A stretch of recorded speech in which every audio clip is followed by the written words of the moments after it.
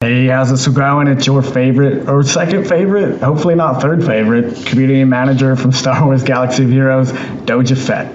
You're listening to the Speed Grand Arena episode of the Escape Podcast, and this show is recorded in part in front of a live Twitch audience, so who knows what's going to happen. Shenanigans could ensue, excitement around every turn. So on that note, Escape Podcast folks, take it away. One is a Grand Arena specialist from the UK. The other is a territory battle tactician from the US. Together, there are no signs of intelligent life on board. With both having played this game since launch, the one thing we are sure of is that you will be entertained. The Escape Pod Cast, a service of the Escape Pod Castaways. A weekly podcast about the mobile game Star Wars Galaxy of Heroes. Live from the network studios of Yavin 4, here are your hosts, Neil Andrew Eyre and Paul Anthony. Coming up on this very special edition of the Escape Pod Cast. SV CRUMB and Loki. Operation Metaverse. The Bounty Honeys. Crazy Excuses and Mouse. The Gambit Podcast. Ranger and Heinze. NIVMETT and Exceptions. CUBSTANHAN and Gridden. They all will be taking part in Speed Grand Arena, and we have a free match for you this evening. It is all slated to take place on Tuesday, the 26th. Who does everyone want, and who does everyone fear? 20 minutes, one bracket, one epic night. Paul and I will also be talking about the latest data mine. It has been the buzz this week. It's a battle pass system that is supposedly coming to Galaxy of Heroes. We will debate the value of having one in the game. And speculate on what it could include. Teliana's latest numbers are out for the first week of GAC. What is the player base looking like as of tonight? Patron's choice on the bridge as always. And finally, we will give you our predictions for Speed Grand Arena. All this and breaking news as and if it happens. Right here on the Escape Pod Cast. The Escape Pod Cast News.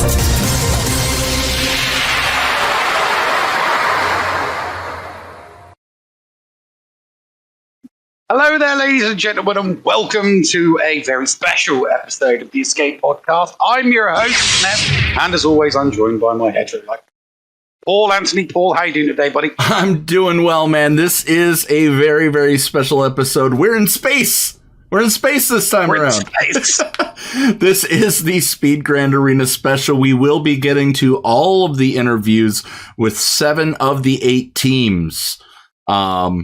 Of all of this craziness right after our first break. But first, I will first acknowledge, thank you all for the hype train that started this episode. We're close to going to level 3 with this current hype train.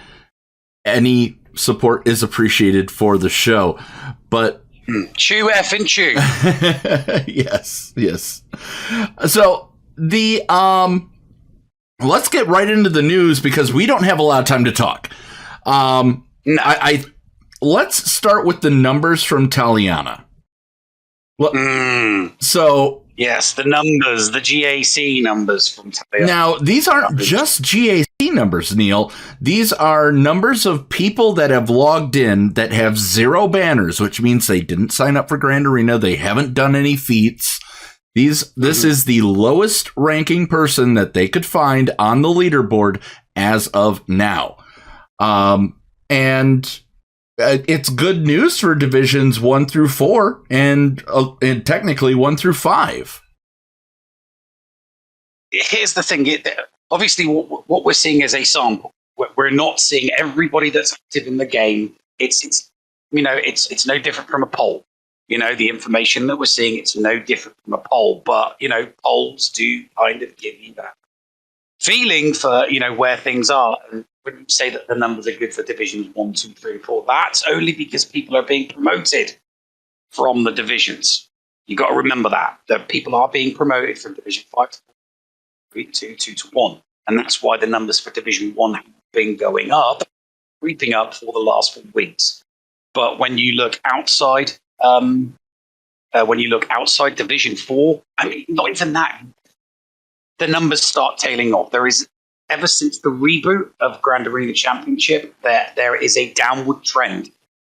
And it's not because when you look at a division, there's less people in Division 11 because they got promoted to 10. There's less in 10 because they got... There's very, very few people in Division 11. So, I mean, that's where the biggest drop-off's been. So there are fewer new people coming to the game. That's a worry.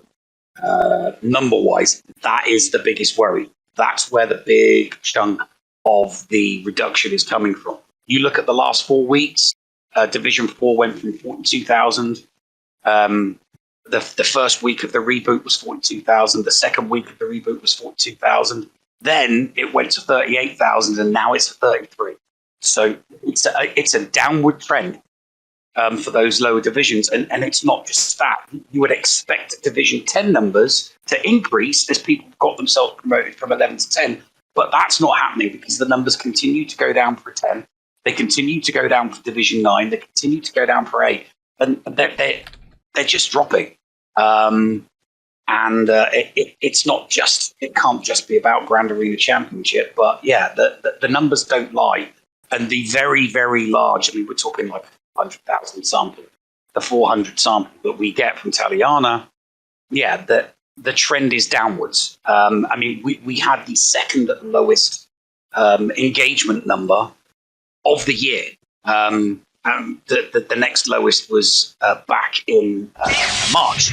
So you go back as far as March, and we had roughly the same numbers that for last month. It's worrying because, you know, we need the newer players to come through. We know that people are going to get promoted and veterans are going to get higher GP. There's going to be, you know, engagement from them, and they're going to get promoted from the divisions. The worrying part is the drop-off at the lower division. So people they're not sticking around. The retention doesn't seem to be there. So we need to keep our fingers crossed that whatever it is that CG is planning for the next quarter, that obviously we'll discover when they give us the road ahead, which we hope will be within the next week or so. Well, they did say October, so... Yes, they did say October, so there's a week in October left. Yes, there is a week in October left, so we're kind of hoping that, A, we get a good road ahead, and B, that there needs to be some good stuff in there. Because we had a data mine recently for a big update coming, and there was some really interesting stuff. And we're going to get into that. I did make a joke in the SWGOH event server earlier that he should start giving it 2 titles, like old Rocky and Bullwinkle episodes. It could be The Road Ahead or The Boulevard of Broken Dreams. So, all right. So here we as far as the numbers, I do want, before we move on to the news that everybody's talking about, I do want to make sure that I acknowledge Taliana's partner from Planet Coruscant, who's a great, that group is a great friend of the show. Wookiee Town has figured out a way that they can start looking at numbers as well. So these are actually, they're getting a lot of data points, but the volunteers who spend the time to fill out the form and just take a look to help Taliana so she doesn't have to do all of these, you know, extensively go in through different guild ranges and things like that. That's when, that's kind of the call to action I'd like to do, is have people help out Taliana. Check out the Planet Coruscant Discord server. I think you could Google it. It's there. I don't have a link on me right now. Otherwise, I put it in chat, but it will be in the show notes. Has always been in the show notes since we started working with them on that. So it was interesting that we are on the precipice of what seems to be a trend in gaming. There is a data mine. This is not official. This is an absolute speculation from the data mine. And that is that there's a battle pass on the way. Yeah, Conquest Battle Pass. Conquest Battle Pass. And that's just the name. They're just going to call it a battle pass. It's going to be, some kind, it will be some form of subscription-based product. It's going to be a subscription-based product for the period of Conquest. So Conquest will start, we all know it lasts 2 weeks. This battle pass, whether you the basic or the plus, it's not just one battle pass, there's going to be two. There's going to be a basic and there's going to be a plus. So, there's going to be two different prices of that. And each battle pass is going to offer some kind of benefit. My guess would be that, one of those battle passes reduces the energy used from 20 to 15. One of them reduces the energy from 10 to 12. The battle pass must do something to alleviate the time crunch. If the battle passes do not alleviate the time crunch, then the whales and the krakens that are currently paying third parties to do Conquest for them are still going to be paying for that. They're not going to bother with the battle. Why would they pay for a battle pass and pay for somebody to then still do the time? So, there needs to be some... I don't think so. Really, really good benefits in it. I don't think that it's going to be reducing your ability to do the event. I think that they've heard that 20 energy is way too much. But the battle pass is not going... speculation again. The battle pass is going to be more of the items that you get. So if you are... Oh, yeah, I agree. Oh, yeah, no. I agree with you that there will be consumables. I mean, it makes sense.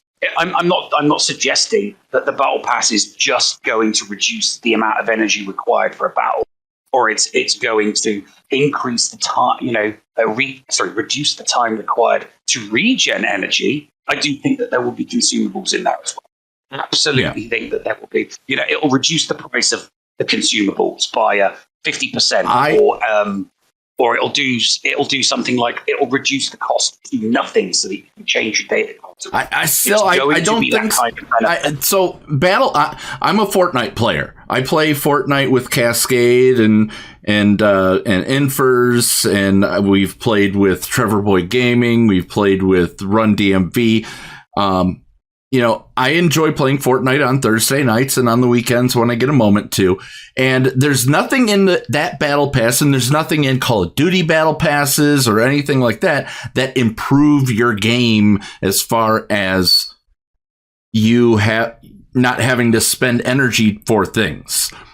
What it does is gives you crystals, or V-Bucks or whatever. I'm just going to equate everything to Star Wars Galaxy Heroes.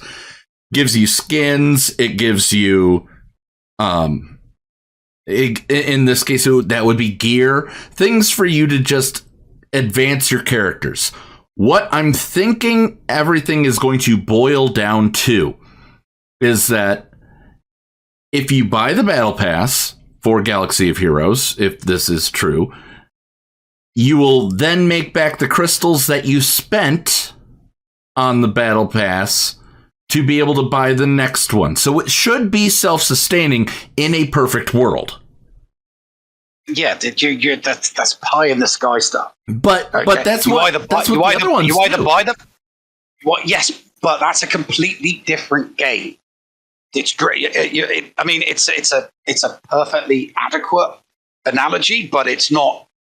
If you're going to use a battle pass analogy, you'd be better off analogizing it to a game like DSA or Marvel Strikers, mobile games with micro and macro transactions within the game that help you and speed things up and make you better and make you tougher. This is not like Fortnite. This is not like a first person shooter. It's it's a slightly different model, and we are talking about CGEA here.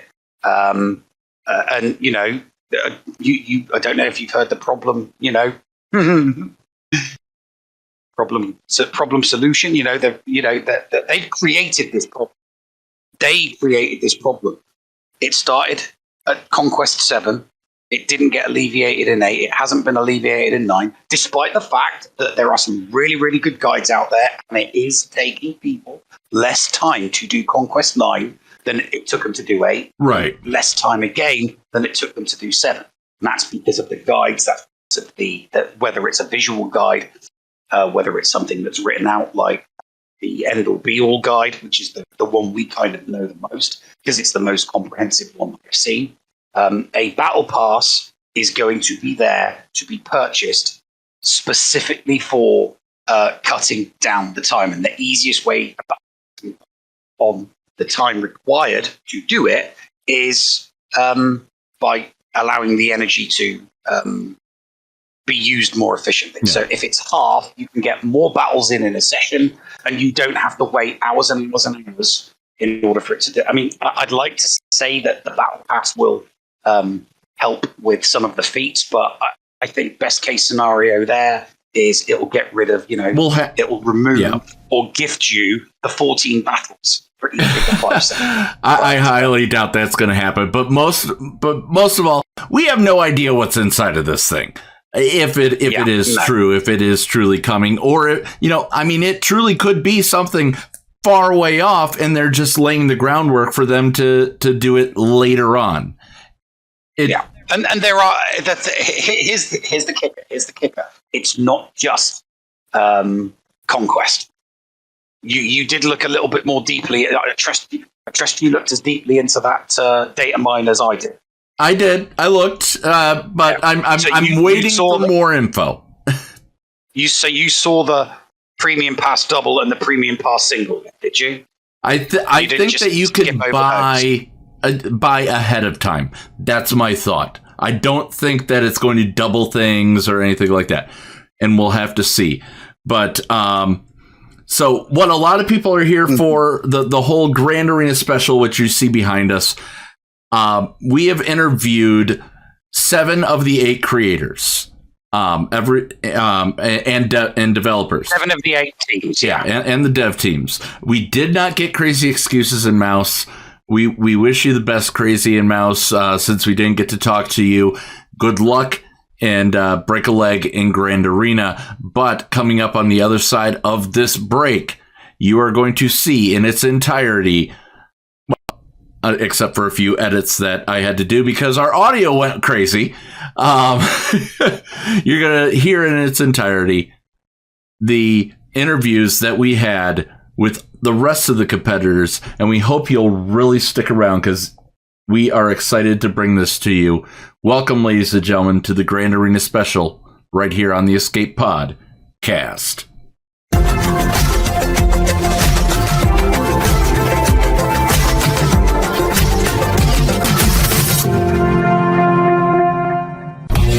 HotBot and HotUtils is one of the most comprehensive tools for Star Wars Galaxy of Heroes. With integration into the super useful mod tool Grand Ivory, HotUtils can help you tackle some of the most difficult aspects of the game. Not sure how to mod your roster for a certain game mode? Use one of the many filters that automatically assigns the right mods to the right character in accordance with your guild needs. Now with the digital features that can assist you and your guild officers in territory battles and territory wars, HotUtils is an amazing value. And don't forget the useful tools for yourself in Grand Arena, like the in-depth and customizable compare feature. Got multiple accounts like Neil, but not the time to remod them all? With this one-stop utility, you can switch between your alts and never miss a mod upgrade or a mod switch before locking into GAC or Territory Wars. Starting at just $5 a month, you don't want to miss out on these great tools. HotUtils is the new official remodding service for the Escape Pod cast. Visit HotUtils.com to learn more. That's HotUtils.com. And go ahead and spice up your Galaxy of Heroes experience. Padawans, be sure to support the shows brought to you on the Escape Podcast Twitch and YouTube channel by becoming a Patreon. For as little as $2 a month, you can support us and get a little extra for yourself. With tiered rewards including access to Shittyville's Arena Tracking Bot, after-show access, inclusion in the GA Center leaderboards, behind-the-scenes access, and much more. There is something for everyone on our Discord server. Head on over to Patreon, that is patreon.com/The Escape Pod, and sign up today. Thank you for supporting and listening to the Escape Podcast.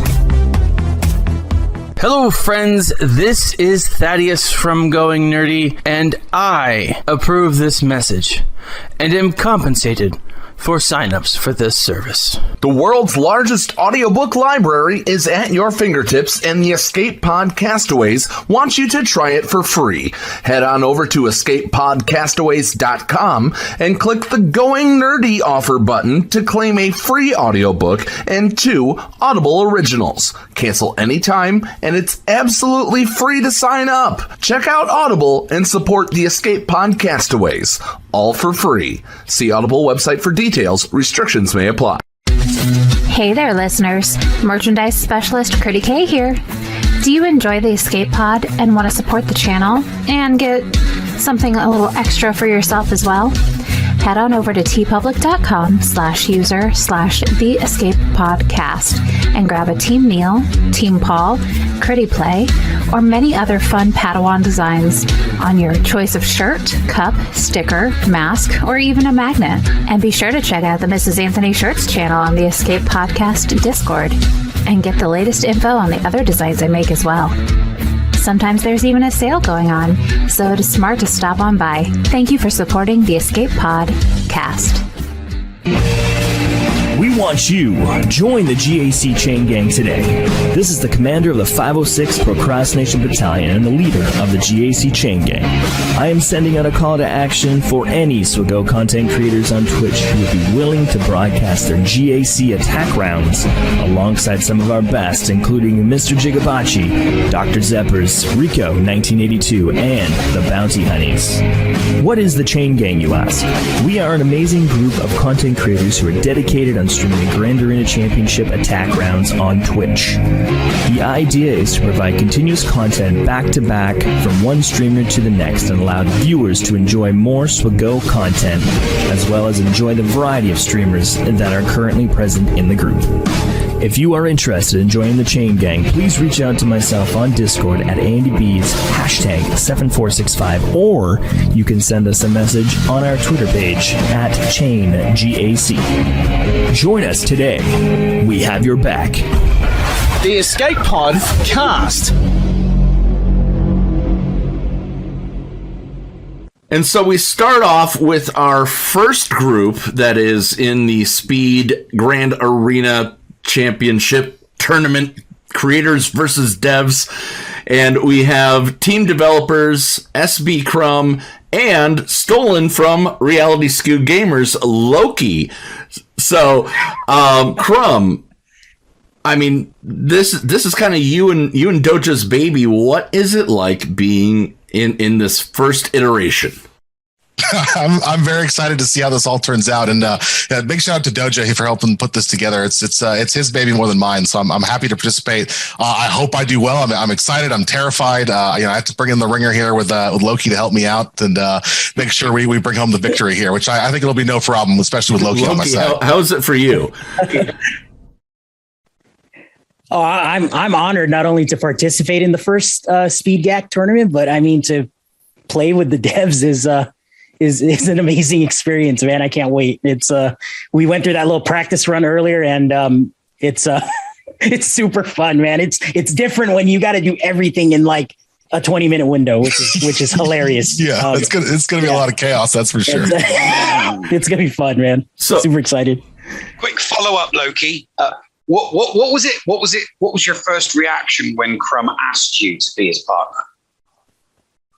I said yes, no problem. No, I guess I was no hesitation. Yeah, I mean, no offense to Ranger or the RSG crew, but I mean, when when somebody like CRUMB asks you for a favor or, or wants you to participate with them, I mean, why the hell not, man? I love the game. CG's doing a great job right now. And who doesn't want to play for the home team, man? I mean, that's the way I look at it. So, yeah. So speaking of home team, you do kind of have home field advantage here, CRUMB. But, who are you hoping is going to come to your home field? What matchups, if any, do you want to have? Ooh, that's a good question. I mean, I would like to face off with Cubs, I think, because he'd be a fun opponent. I think we'd have some good back and forth there if we could face off. I mean, I'm willing to face off against anyone. We'll see who comes our way. But in terms of like difficulty, I don't know, man. It's going to be across the board because it's such a different thing than the skill set that we've honed over years now with GAC. I don't know who's the top dog to like take down and who's the easy one. I think like some of the great minds of GAC might get a little paralyzed with the short time frame, but maybe they don't, and maybe they're just masters and just blitz through it because they have it all in their brain. I don't know. I'm curious to see. I mean, I have no idea as to who's going to win this tournament. I'm very curious to see just as much as anyone else who's going to win. Right, Loki. Oh, so who do you? I was about to say who do you want to face? Who do you not want to face in that first round, Loki? I mean, in the first round, I want to face them all. I don't have. Here's the deal: is no fear from Loki. In the live game, there are several opponents participating in this event that I will never fight because we are just outside of the galactic power range of our rosters. So for me personally, I look forward to whether it's Ranger, Heinze, CRUMB already mentioned Cubs. I'll never face Cubs in the live game. So, I mean, I look forward to this opportunity because of that. And we all have the same roster, I believe. This is why it's going to be really fun. I'd love to face Xerath solo for sure. Ooh, yeah, that'd be a good one. But all of them. I mean, seriously, because I'll never face them in the live game. We're never on a kind of equal playing field as we are here, how CG designed it. So it's really a battle of the minds and how fast you can click the buttons. Because 20 minutes isn't a lot of time. The speed at which you click the buttons, I think, is going to play a larger factor than I think people realize. So how long those animations. The auto button is going to be our friend, man. Yes. So, you have to choose one. And we're not going to tell anybody else before this airs. You have to choose one team that you don't want to face. Who's the one you want to die? I think the Xerath team is going to be a hard one. I think I'd like to not face them if we could. But as Loki said, I would not get a chance to face most of these people in Grand Arena. So whoever we're going to face is going to be a good time. But I think. And those guys are really good at GSC, but then also, I mean, everyone at the team here is going to be pretty good. So I think but at least I think like him and Solo, I think is going to be a challenge. And Loki, you got to choose one. I do have to choose one, huh? And this is first round. First round anytime. Probably like. Not to face at any moment. Yeah. So if we were going to face Xerath and Solo, I actually want to face them round one because I feel like if we face them later in the match, everybody kind of settles down and kind of gets into a rhythm. And I think catching those two off guard is going to be the best strategy for any team facing them. I think first round because they have to get settled in. Nobody's used to this fighting format. That's true. And honestly, I mean, fighting Cubs, like what you said, even Kate Gaming, man. I mean, you just never know with the knowledge of the players. And again, because we have equal rosters and equal mods, who knows? Because now, as soon as we get the accounts, we have to start modding them up. And again, it's going to be interesting. Now, we didn't mention GOM and T-Money either. Oh, of course. How could I forget them? I mean, they're veterans, so I mean, they're kind of like the same, let's just say power level as Xerath and Solo. They're a good duo. You want to face them early so you catch them off guard, knock them down a little bit. And that's the way I'm thinking right now, So Nevin, wise Nevin, words. any follow-ups on that before I ask? Yeah, just one final one from me before Paul kind of like rounds it off. You going into this CRUMB, you have an advantage over any of the content creator teams. I do now. You do, because you know from their streams, and everybody knows from their streams what their style of play is. You know, what they like to use on defense, what they like to use on offense, how they like to adopt strategies, what their tactics are. Nobody's seen you live. So you have the advantage that, you know, going into this, a content creator team doesn't know what your style of play is. How are you going to use that to your advantage? I'm definitely going to play the wild card, because I think you're vastly overestimating how much I remember from all the streams I watch around GAC. I think Loki's going to give me the smart strats, and then I'm going to throw a little bit of chaos in there just to like mix it up, to throw some stuff that just wouldn't expect. And I think that's the flavor I can add to this team. But I'm going to definitely rely on my experts to carry me to victory on this one for sure. All right, so one last question for both of you, CRUMB and then Loki. What are your predictions? Who's the top? And then who gets the walk of shame? Loki, you want to go first on this one? Oh man, you put me on the spot, huh? Man, who's at the top? I mean, you know, we're at the top. Come on, Loki. We're home team, you know. We're home team. I mean, you know, that's a given. But it's really 2 through 8 we're talking here. I have to root for CRUMB and I as number 1, and then 2 through 8. I'm actually going to say Gom Money, and I'll say Xerath solo as the third. Ranger Heinze probably, maybe Cubs come in after that, and then we just go down. You know, maybe Crazy beats out Kate Gaming. Would be a really fun one there, because you know, she used to play, or she plays the game. So I was looking for that top 4 that comes out of all this. So, CRUMB, any objection to what Loki said, or do you think, you know? I mean, you've also got, you know, NIVMETT and Crazy in this. I was going to say, I think I'm going to rate my compatriots here a little bit higher on there. I think Crazy maybe a little higher on that chart for sure. But it's hard to say. It's like we're taking it based off their like current GAC standings in some way, but then like that's like going to get thrown out the window anyway. So it's a little hard to really like figure out like what is that actual standing. But I'd say what Loki said was pretty close would be to what my guesses would be as well. Well, guys, thank you so very, very much for coming on and taking a short bit to hype this up. We're excited to see what comes out of all of this. Should be a lot of fun. Thanks for having us on, folks, and doing these pre-shows. Thank you, guys. Appreciate it. And welcome back into the next set of teams that we are interviewing for the pre-event interviews. This time around, Team CUBSTANHAN. Now, unfortunately, CUBSTANHAN was not able to join us today, but he did send his representative and his teammate to be here. Ladies and gentlemen, the second half of Team CUBSTANHAN, the one, the only, Gridden. Thank you so much for joining us on this. Now, I believe that Cubs said that you can say anything about him. Yes. So if we want some insider information here, let's just, forget the GAC guys. Let's talk about Cubs here. Yeah, we were talking a little bit earlier that, trying to coordinate schedules and time zones and everything. It has just been kind of a nightmare, and Cubs is obviously a very, very busy person. So I'm really excited to be here. I know he wishes he could be here.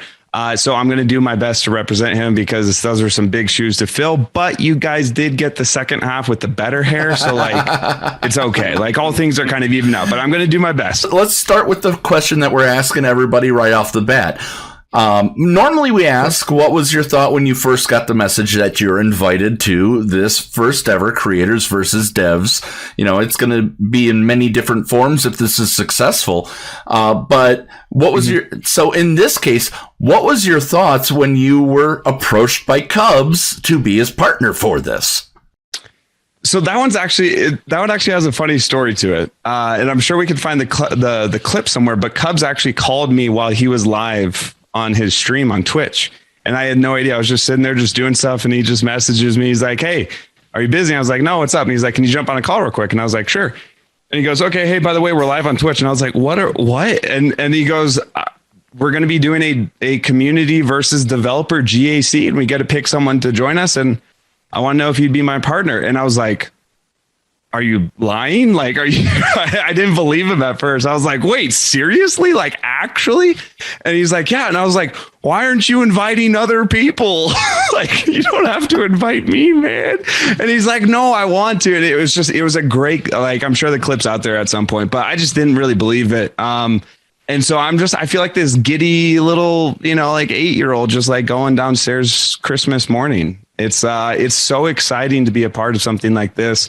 I'm still really early on in my kind of YouTube and Twitch career and whatnot. And I didn't expect this ever really to, be on my doorstep. And it's been so exciting. Like, I think about it all the time. I'm really excited. So I'm just this giddy little kid. I'm really pumped for it. I'm really, really excited. It's going to be so much fun. I don't really care what happens. I'm just so excited to be here. I've already won. I'm already happy. You're a kid in a candy store, aren't you, Greta? Absolutely. With just like a blank check, just like get all the candy you want. And I'm like, oh, baby. So like, I'm really excited. So you're obviously you're going to be like the voice behind Cubs. Yes. Cubs is going to be controlling and you're going to be there helping him out. Yep. So not going to ask about strategies or anything like that, but how much are you looking forward to getting your hands on All Singing, All Dancing account that's got everything at R9? Oh man, it's so hard to kind of like describe some of those emotions with it, because this is something like I've been playing this game daily for 6 years, like just about. I mean, we're coming up on the 6-year anniversary. Like I'm not sure if there's any game in my life that I've spent more time on playing SWGOH. And so it's funny how like subconsciously you're kind of aware of what something means in the game. Like how valuable 500 crystals are, not just for like, like monetarily speaking, but what that takes for you to climb an arena and get 500 crystals. And then how you can get, 350 refreshes a day. And then if you need the 100s and so on and so forth. And like how much like a stun gun is and a carbon, you figure your brain subconsciously is aware of some of the values of these, materials and gear and whatnot in the game.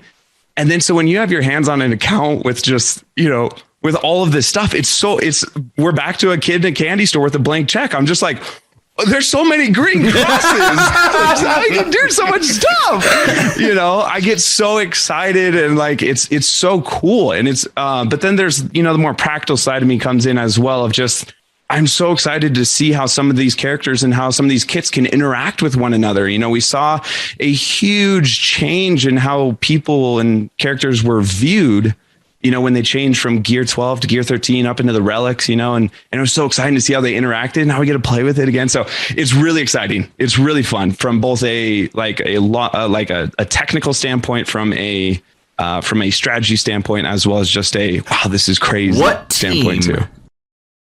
Do you want to see facing you at some point during the tournament? Yeah, and you mean like other GAC so competitors? You've got the list. Who do you want to see the most? Yeah, I would love to. So there's a couple of ways that my brain kind of goes a couple of directions at the same time. I think it would be really, really fun if me and Cubs get matched up with Ranger. I think everybody wants that. I mean, I have a show with Heinze. Cubs has a show with Heinze.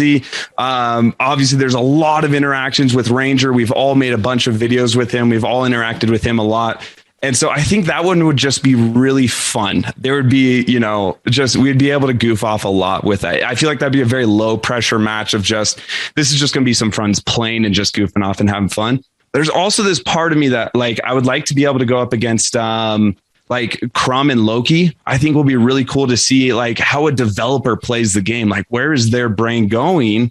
Like they're thinking about like how to make a game and manage a game. Are they thinking about how to play it like very strategically and very like in depth, or are they just kind of like playing? I want to see how a developer plays. Okay, so Kate and Llama. There's just my brain's going all over the place. So everybody. Now you have to pick one. Who don't you want to see on the end of that matchup screen? You know, I was thinking about this. It's almost the same answer, because at the same time, if I do go up against Heinze and I lose to Heinze, I'll just never hear the end of it. Every single week when we do our Gridsy sessions, it'll start with, hey, we're excited to be here. My name's Heinze. I beat Gridded. Like, I'll never hear the end of it. You could only choose one. You could only choose one. Yeah. Okay. If I can only choose that was one. It. That was it. You said Heinze. You were, that's it. That's all I got. Choose one. Neil, one more question for Grid while we got him. Okay, so because you're that kid in the candy store, and you can choose any piece of candy that you want. Yep. What is the character R9 that you're most looking forward to getting your hands on and using? Offense or defense? Doesn't matter. Oh boy. Offense or defense? Oh man. For R9 specifically, now we know that R9 is primarily benefiting tanks. That's what it's mostly about. It's about survivability. It benefits tanks the most. So my brain immediately goes to tanks. I'm not crazy interested in some of like common, attacker teams like gases and JKLs. They won't get a huge buff. It's the tanks. But now I have the opportunity to boost anyone. Like, part of me is like, dude, you can do anything. You can play with whoever you want. I'm so curious about some interactions, like one like absolute left field one that I think could be kind of funny.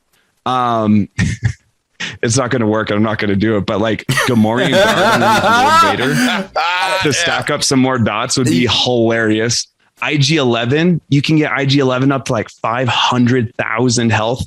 So I really want to see what he can do in action. Stormtrooper Han, oh my goodness, that dude is going to be so annoying at Relic 9. There's a lot of, I'm trying to figure out these people that otherwise I probably would never be able to play with. Exactly. Or that I'll probably never take to Relic 9 realistically, and being able to see them in action. How do you see this shaking out? Okay. Who's the champion and who's the rest of the top four? Ooh, I mean, really, like, you're just asking me who's taking second place, because obviously me and Cubs taking first. So the first of the losers will go with it. Go with it.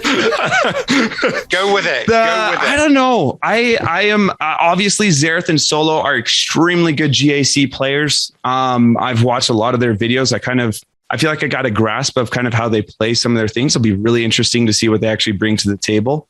Loki is obviously a GAC just genius. It'll be really interesting to see what he comes up with hand in hand with CRUMB. And then the fourth.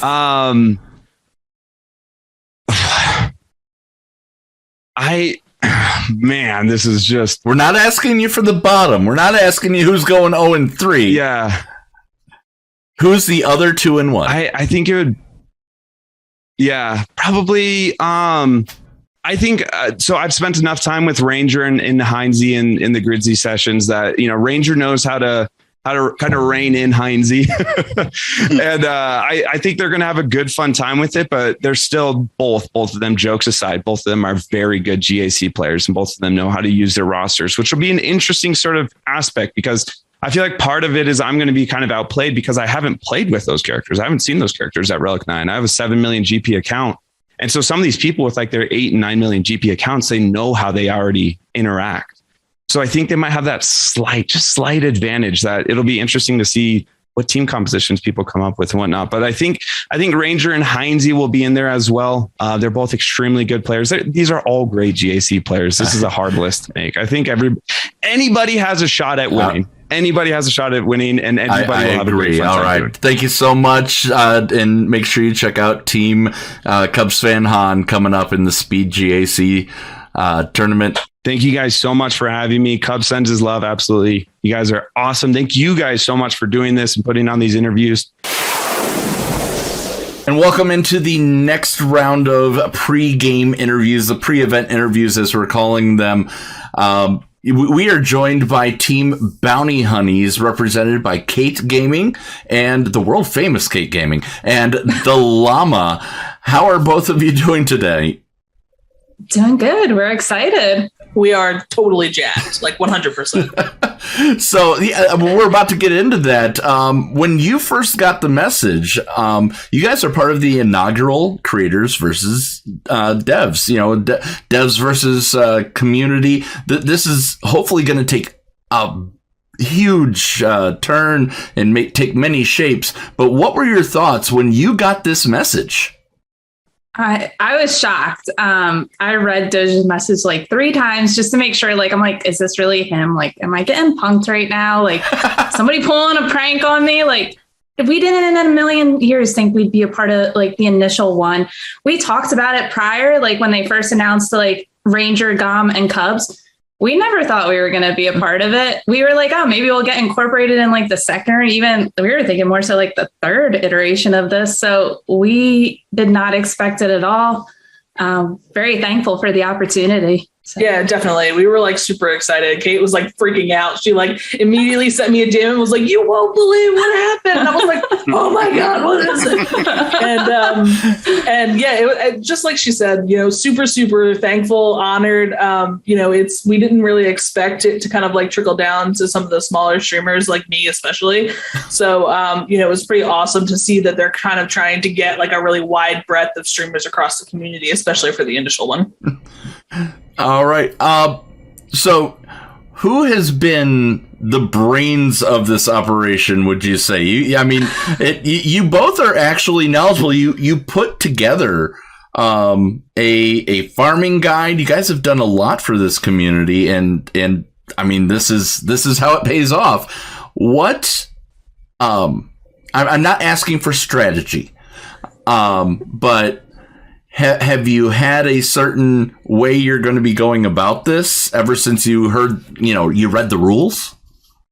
Yeah, definitely. We have a strategy, and we've been saying this. Like, I think people are going to be surprised about like how seriously we're taking this. Like, I mean, we've really kind of collaborated pretty well on strategy, and it's been a pretty good team effort. Like, we've got a game plan, but like Kate has 100% brought all of the like aggression and competitiveness. Like, it's like I was just saying the other day, it's like a complete new side to Kate that I've never seen before with how competitive that she's been. Like, she's had me up to like 1 o'clock in the morning, like multiple times, like strategy and talking through stuff. So like, it's been really cool. And, like I said, I think we're going to surprise a lot of people with like how seriously we're taking it and like how well I think we're going to do.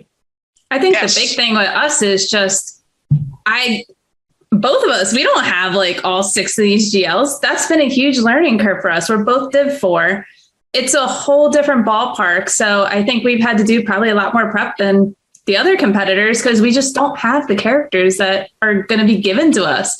And yes, I grew up playing sports, so Llama has seen I am very competitive.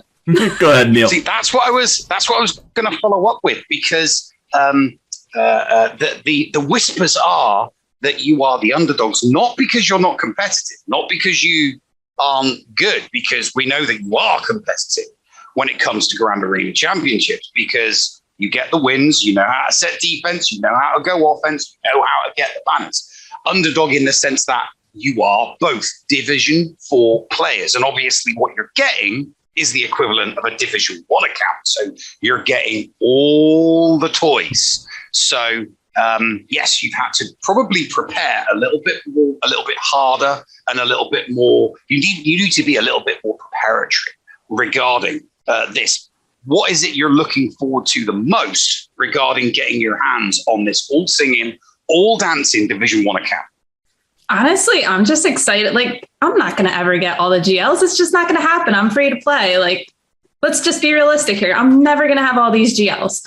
And for me, I think it's just been so cool to be like, oh my God, look at this. Like, Llama, look, we can do this. Like, it's just been so cool. And like, I literally just got my second Relic 8, like yesterday. So to have all these Relic 9s, it's insane. It's so cool. Yeah, I feel like a kid in a candy shop. 100%. We were doing like the test, like when we were preparing for this, like the pregame kind of like test, and like we got our hands, like we got like into the beta server, and we like immediately were like, okay, what can we do in like the 5 minutes we have before everything starts? And we're like playing with stuff and taking stuff up, and like it was really fun to like be able to just kind of go from like 0 to 60, like fully like Relic 9 a character. That was pretty cool. Our reactions were probably priceless. If anybody saw us, they'd probably be dying laughing. We were just like, oh my God, what just happened? All right, so we've got the 3 questions that we're asking everybody. Who do you want to see at the bottom of that screen as your matchup? Who are you calling out? Oh my God. I mean, look, we're happy just to have anybody, but out of the people picked, I think like just friendship wise too, like we're very good friends with Reality Skewed Gamers. We're very good friends with like Zerath and Solo. So like any of them, like Ranger and Heinzie. Heinzie's a great time. Like I would love to see Ranger and Heinzie show up, their names be there. But like Zerath and Solo, we'd love to face them because it's like, they're the best. Like, come on, bring it. Yeah. There's been a lot of like smack talking in everybody's streams, DMs. Like it's been really, really fun to like see everybody kind of come and get like competitive. And I mean, I agree. Like really just kind of going up against like all of our friends and people that we hang out with and streams and we stream with and strategize with. Like it'll be really cool to see how everybody kind of approaches this really, unique situation that we're all in. All right, Nev, you have the next question, and you guys do have to choose one. You have to choose one. What's the next question, Neil? Who do you not want to face? Team Money and Gum, 100%. Come on, really? Is that a question? Yes. Like, they're so good. Yeah. And they're so unique. Like with the teams they usually pick, like for GAC. They're so good and they're so unique with what they do. And it's awesome. They're so good. I'd be scared to face them, but hey, if we got to face them, we're going to face them. Yeah, because I think the way out of everybody else, right? Like everybody's going to come up with their own unique strategy on how to tackle this challenge, right? Because it's not just a challenge with who you're facing, it's a challenge with the event itself because it's so different than what anybody is used to. And I think out of all of the other teams, Team Money and GOM, I think, are going to have the most unique strategy out of everybody. I really kind of anticipate a lot of people having some similarities, but I really expect Team Money and GOM to be like out in left field with like something completely crazy that's going to throw all of us off. I expect to look at like their defense and be like, what is this? Yeah. Like, what are we going against? All right. So one last final question here. What are your predictions for the champions? We're asking people what their top 4 are. So where do you think everybody's going to place once the dust settles? It's hard to say because like, it's a totally different playing field than we're used to. Like we all have the same level of accounts. We all have the same mods. Like it's anybody's game and it's speed GAC. It's not your typical GAC. If it was your typical GAC, I could give you 4, but honestly, I can't because who knows what could happen.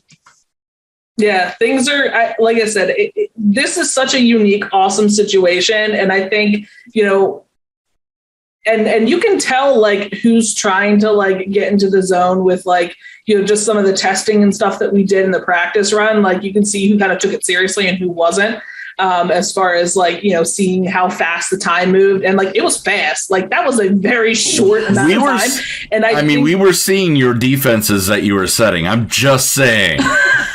Oh yeah. Well, we had a good time. We're not going to set our actual defense. Come on. We had to do the all Hans, all the Chewies, all the meme teams. Like we had to. It was our one chance. But I will say it was very fast. That attack phase was fast. And I think that above anything else is really going to kill people. And if you're not making the right decisions and if you don't have that good, like in sync teamwork and a game plan going in, I think that like, we might be surprised at who struggles and who doesn't.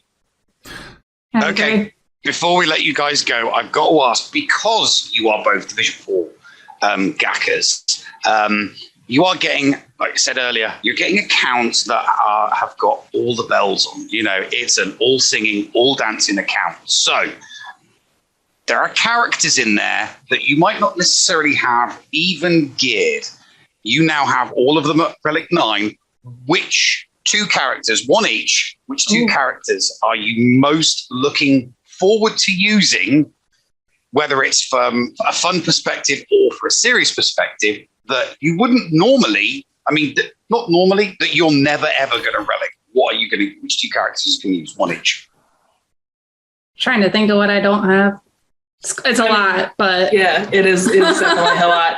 I mean, I really just think that, like, you know, there are some, and I mean, you know, Relic 9 in and of itself does, I think, something that a lot of the other Relic levels doesn't do for characters, right? Like you look at relics and you want to take, you know, all of your big, you know, name characters, right? You want, you know, Jedi Knight Luke and your GLs and stuff like that. And obviously GLs are going to get brought up, but like with what Relic 9 specifically does for characters, I think, you know, once people really start looking and paying attention to that, like it's going to be different characters that get put through to Relic 9.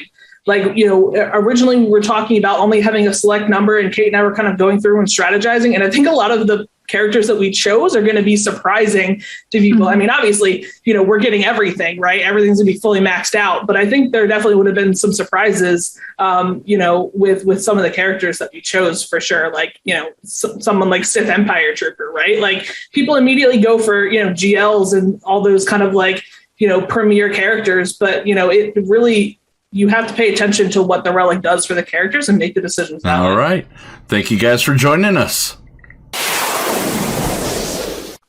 And welcome into the next interview. We have team developers NIVMETT, who's going to be joined by Exceptions. Exceptions could not join us for this one. That's okay. We still love you. We still love you, Exceptions. But NIVMETT rocking the Dirty Angels background there. I'm loving it. But I'm not here to be a master of ceremonies. We're here right now to get down to the nitty gritty. NIVMETT. This is the first ever creators versus devs, devs versus community. And it's Speed GAC. What is it like to have been asked to do this? It's an honor, really. Like I'm usually like a lurker in streams and YouTubes and just watching all these different content creators, and to be playing against them is just like, woo! It's like exhilarating and exciting, but a little terrifying, and I'm all for it. I can't wait. What are you thinking about the whole speed aspect of this? Have you been practicing at all on your regular GAC? I have. As soon as I found out about this, like every single one of my GAC matches, I'm trying to do it as quickly as possible, getting like patterns down, making sure that I can play through, you know, if I see an easy counter matchup, jump in, play it as quickly as possible, save every second I can. So what you picked, you got Exceptions as your partner. Have you two had a bit of a confab yet? Have you been chatting about how you're going to play it? Oh yeah, we've bouncing some ideas back and forth. I can't give any details because definitely be mad at me if I gave any strategies away. But hoping, like, I don't think I can like compete personally to some of these content creators and like spectacular players, but I think we can bring a little bit something that they may not expect, hopefully, and just sort of like come in from left field kind of thing and take a win here. This isn't just left field. I mean, this is literally your home turf. You know, you are on the development team of this game. I'm not going to ask you for you know, your special strategy, what your special sauce is, but do you happen to have one of those teams that you haven't seen anybody using that you know is going to screw somebody up? Is that up your sleeve, or is that out the window? We have a couple like that I'm hoping, assuming like Exceptions and I are okay with you, but like we agree on using them. I have like 2 or 3 that I'm going to give a shot. So hopefully. So yeah, because one of the questions that I asked one of our previous couples that we interviewed was, obviously nobody sees CRUMB streaming, and as you just mentioned, you've lurked on Twitch streams and you've lurked on YouTube streams, so you have a relatively good grounding on a lot of the content creators that stream their GACs. But the people you're competing against don't have a good grounding of what you do. So are there any kind of content creators who you kind of fashion your play style on? Or is it just going to be like, you don't know what I'm going to do?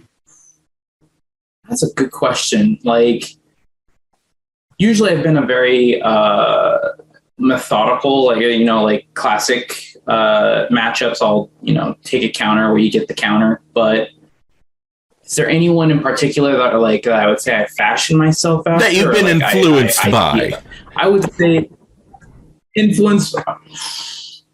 I think I'd have to go with maybe Cubs. I've been watching him since I started playing this game, and so I really enjoy watching him play. We're going to ask the same questions here.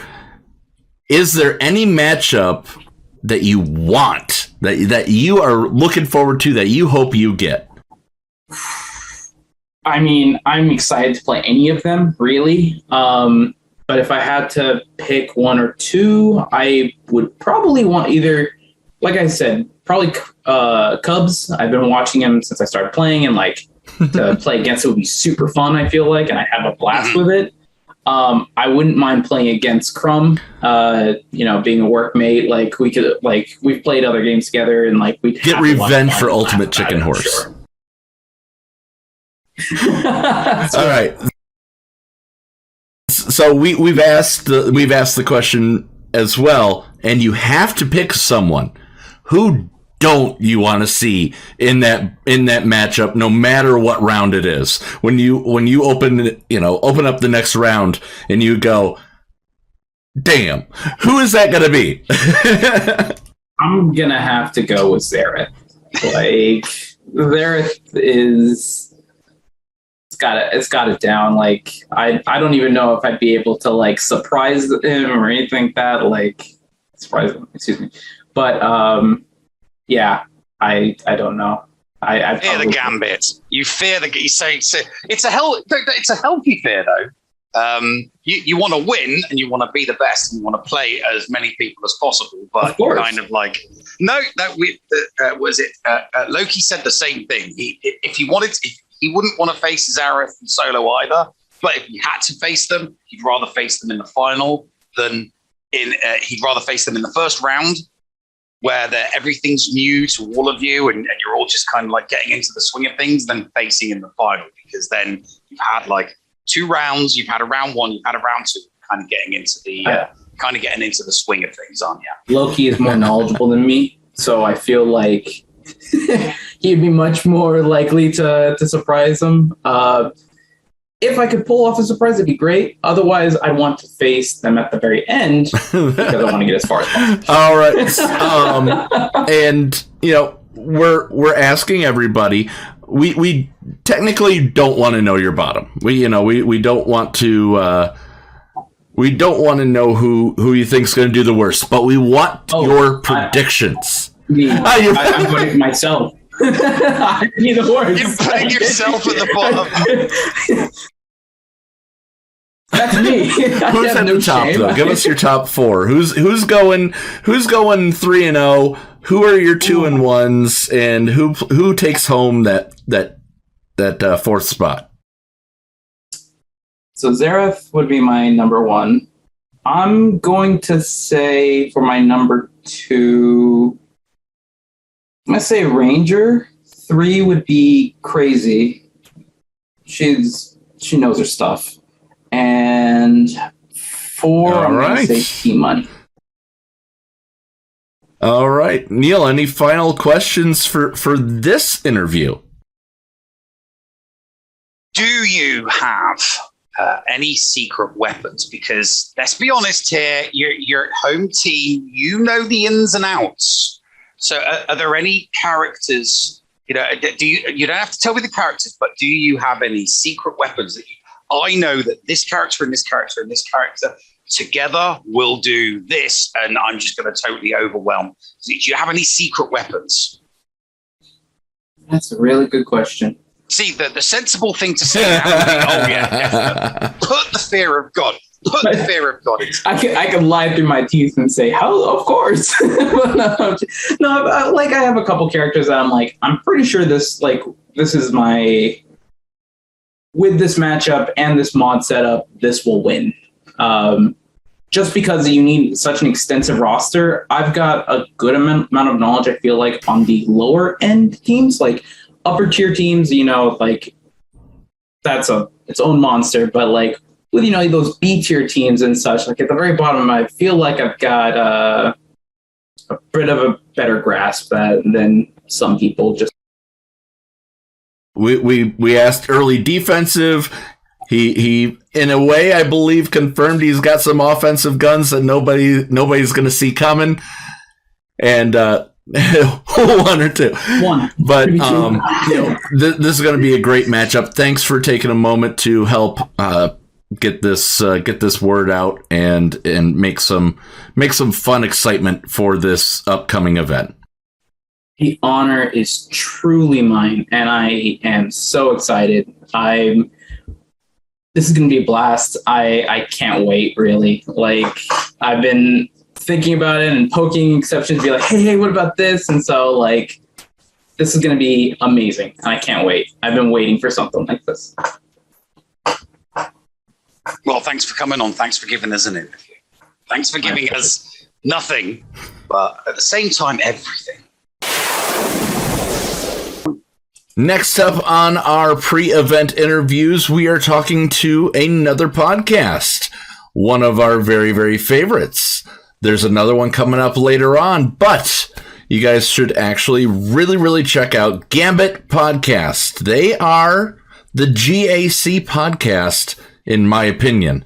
But we are not here to talk about all of that. We're here to talk about their involvement in Speed Grand Arena. And the person who got the nod is Zareth, and you could not find Zareth without finding Solo Base when it comes to Star Wars Galaxy of Heroes. Welcome, guys. Doing well. What went through your mind when you got this nod, when you got the call that they want you to be in Speed GAC? What did you think? I was... So first off, Kate actually had messaged me like right after. So she got in at the same time as CRUMB, or as I did, and so she's like, "Oh, like congratulations!" I was like, "Congratulations for what?" And she was like, "I don't know if I should tell you," and I had no idea. So I kind of had an inkling, and then. I talked to CRUMB and he's like, "Oh yeah, do you want in?" And I'm like, "Yeah, of course we do." Like, I'll have to talk to Solo, but I'm pretty sure he's good. And I was excited. The way CRUMB said it though, he's like, "Oh, someone dropped out, so you're in." And I was like, "Oh, so we're like the sloppy seconds for the backups." Okay, thank you. Like, we appreciate that. Like, it was, for some reason I felt indignant, even though it's a really exciting opportunity. So like, no actual shade or hard feelings. Solo, what was your thoughts when Zareth told you that they got the nod? Bring them on. So I take it, Zareth, the being second, being the reserve, you want to exact a certain measure of revenge on CRUMB for his slight? I'm not a grudge holder, really. I mean, here's the thing. I love the opportunity to do this, so I really appreciate them considering us at all. And I realize we're not like the premier, we're not the prime time guys out, content creators. Like, there are bigger content creators out there that are in this event. And so, like, me being all, like, prideful and whatever is just me being foolish, really, like, realistically. That being said, I mean, they let us in, and I mean, it's not something I'm going to just like let other people like win if I have the say over it. Who do you want to see the most on the other side of that little matchup card? Is it CRUMB, or is there somebody else that's playing that you want to get your hands around their neck? Solo, maybe you have a different answer. So obviously, but ideally though, if I could just choose opponents, I would select a dev every round. Okay. Yeah. That's what I would want to face. Me too. I mean, that's what this event was supposed to be, right? Devs versus community. So I think the best way to do it is devs versus the community. Yeah, I want to see how good they are. I want to see so we talk a lot about the community at large talks a lot about how, keyed in the developers are to how good the players are, or to the players' state. Like, do the developers actually play? I know Carrie used to say, "Oh yeah, I play all the time," but we haven't really heard any claims about the developers playing a lot. And I think it would do a lot of good for their credibility in general with the player base to see them actually be competent, go toe to toe with some of these GAC gurus. Solo, any input on that? I agree with what Zareth said. I mean, the idea of this whole thing is devs, going up against the community. I think this is their chance. They put up a good showing, maybe shut up. Well, you're never going to shut up Neil, Reddit, but at least put Reddit in their place, even though they won't admit it. No, there's a certain element. I think everybody wants to face the devs. I think the perfect matchup, at least two content creators are going to get matched in round one. That is inevitable. But the perfect, at least, but the perfect lineup for round one would be content creator team versus each of the three dev teams, and then two unlucky content creators are going to face off against each other. But at least one, if not both of those, will get to face off a dev. I think that would be the best outcome. I think for this tournament would be, so that at least every content creator team gets to face off against the dev. Who do you not want to see on the other side of that matchup card? What's the record between you and Gom? He's 1-2. I call shenanigans on the one of them. I don't know which one. Probably the one that he hit JTR Watt and Scav in the back. I call shenanigans. Yeah, Gom as well. Gom and T-Money, 100%. Because so I'm all about that competition. I haven't actually faced Gom. We're right in the same GP matchup GP range, and we just haven't gotten paired yet. But I'm all about that kind of competition. But that's not why I'm here. I'm here to face the devs, or have a huge ridiculous matchup against Cubs. A high profile match would be really fun. This isn't really GAC though, and people are going to put a lot of significance on this anyways. Really, it's GAC. Just the rules are altered so much that it's kind of unrecognizable. As it's the same thing. We can't. No one's going to vote here, etc. So what? I don't know. I don't want to face those guys because. Yeah, well, I mean, at least you can't disagree that it's an even playing field. Yes, it's short. Sure. 20 minutes to attack is not a lot of time, especially when you've got 11 ground squads to go through and 2 fleets. So 13 matches in 20 minutes, the full clear, while still possible, isn't particularly likely. But you've all got the exact same squads. Everybody's got R9s. Everyone's got the same mods. It's your tactics, your strategy, and your knowledge of mods and mod placement that's going to, win you the day, I suppose. Which kind of brings me nicely to, this will be your first time with accounts that are all Relic 9. I mean, it's like a kid in a candy store. You've got everything, and all singing, all dancing. Relic 9 roster. So, I mean, you must be excited at the prospect of getting your hands on an account and really, really getting to grips with something like that. Stormtrooper Han meta coming in. 26.5% evasion. Let's do it. Yep, throw them in with old Ben lead. 40% evasion. Sounds like a strategy play there. Oh, so I mean, you don't want to be giving your strategy away too much. It's a fun thing to note. As the relic levels climb, obviously the way we're getting evasion is going to be more and more of a thing as it's built into the game. And so it's just fun to see. Why does Stormtrooper Han have all that evasion? Does that actually help him?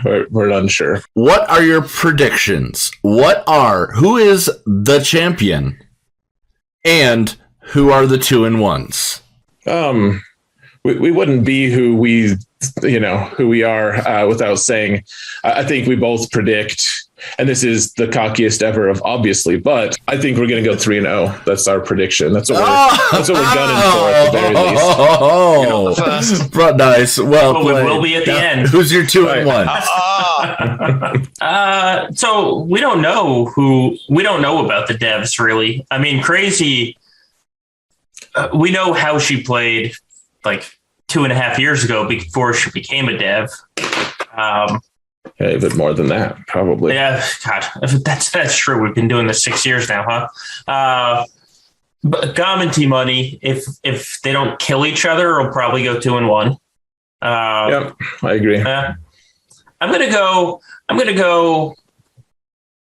NIVMETT.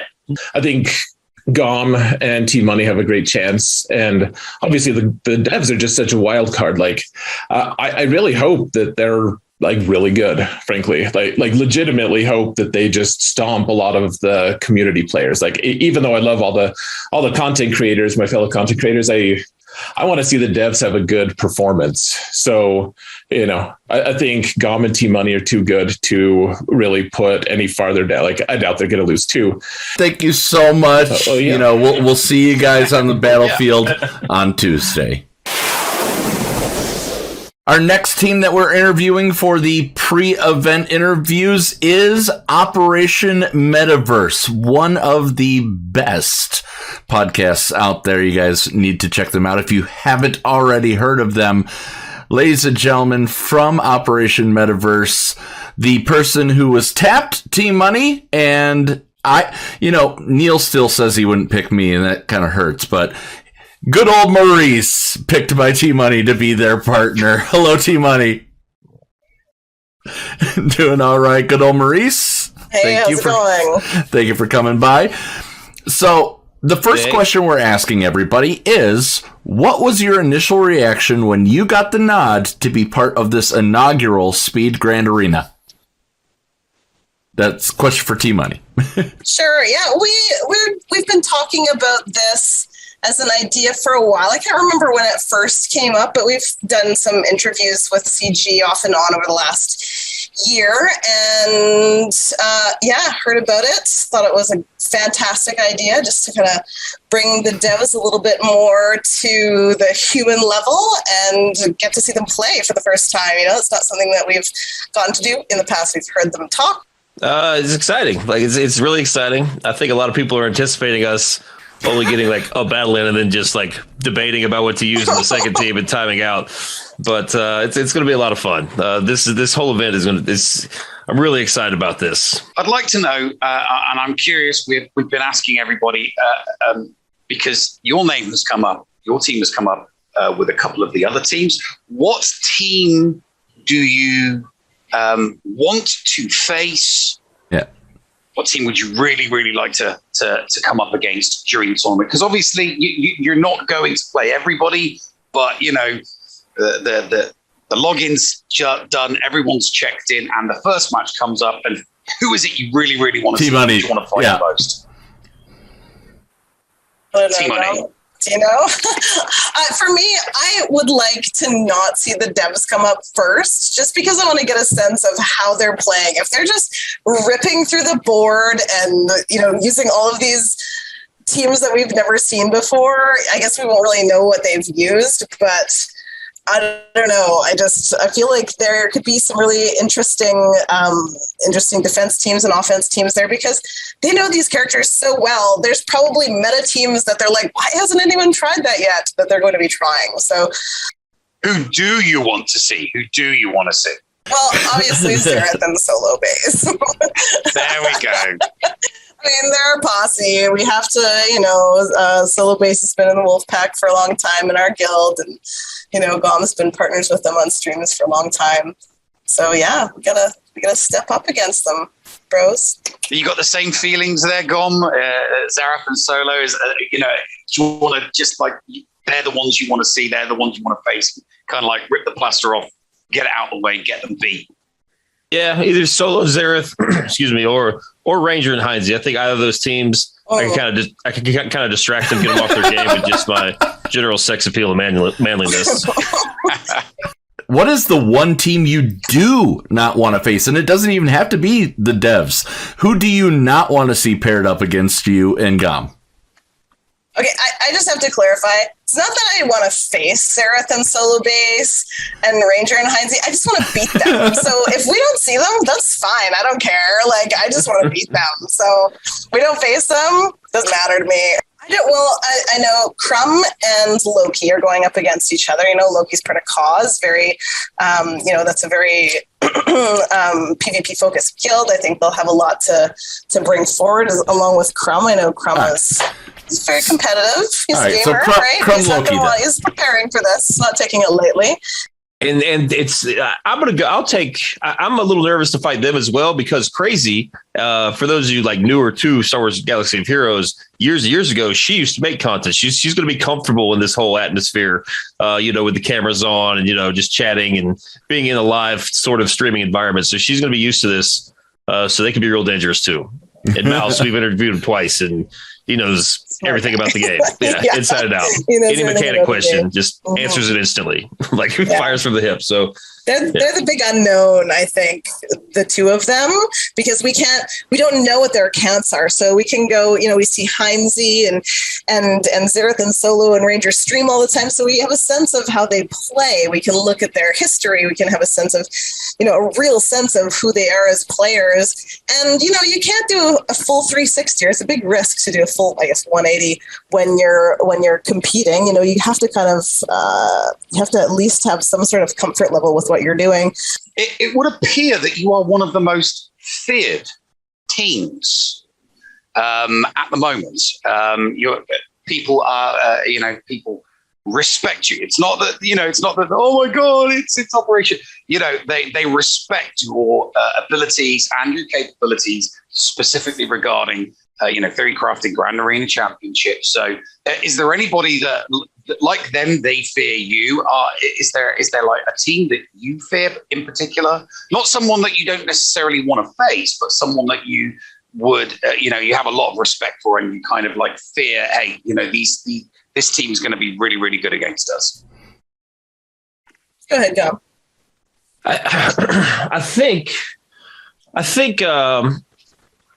Grid and Cubs. I think Grid was a nice addition. Grid and Ranger as well. That they don't place maybe as tough a defense as maybe myself, Team Money, Xerath, and Solo all do. So they're used to having lots of options. They're used to having flexibility. Whereas me, our problem is we might be, respected, but we also stream one Grand Arena event in 2.5 hours, right? So we have 20 minutes to do the whole battle. So I think Grid and I think Ranger are going to be good in that respect, just because they're so used to, that they know what beats certain teams effectively, like with options. I think they're going to be good in the flexibility department. I think they could be kind of have an edge in that department. So I think everyone's got the same roster. Everyone's going to have, no one's played like this before, right? No one knows what the heck they're doing. So it's, there's, who knows? I don't, so. And I think that's like a big threat to both of us and how we play. And I didn't used to play this way, but I've kind of evolved more to be playing like GOM with very heavy defense. But when you do that, if someone holds a lot, you're in a very vulnerable situation. You cannot make a mistake.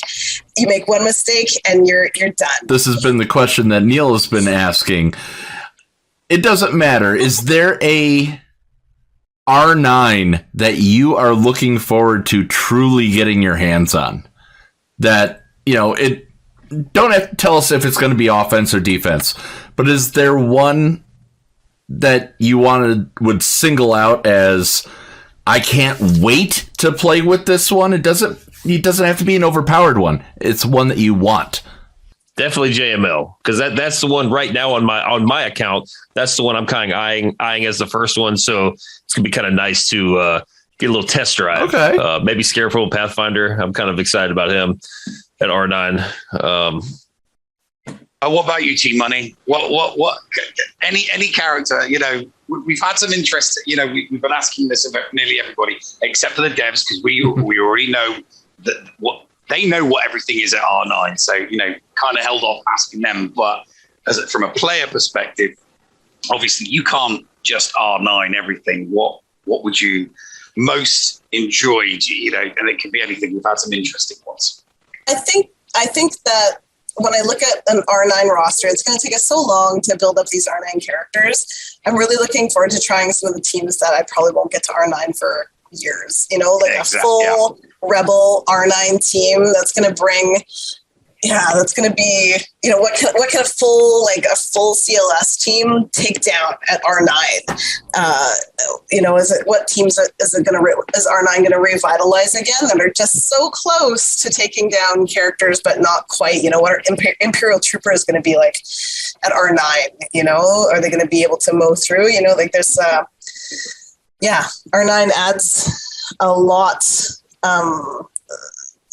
of statistics, but it's really health based, isn't it, Dom?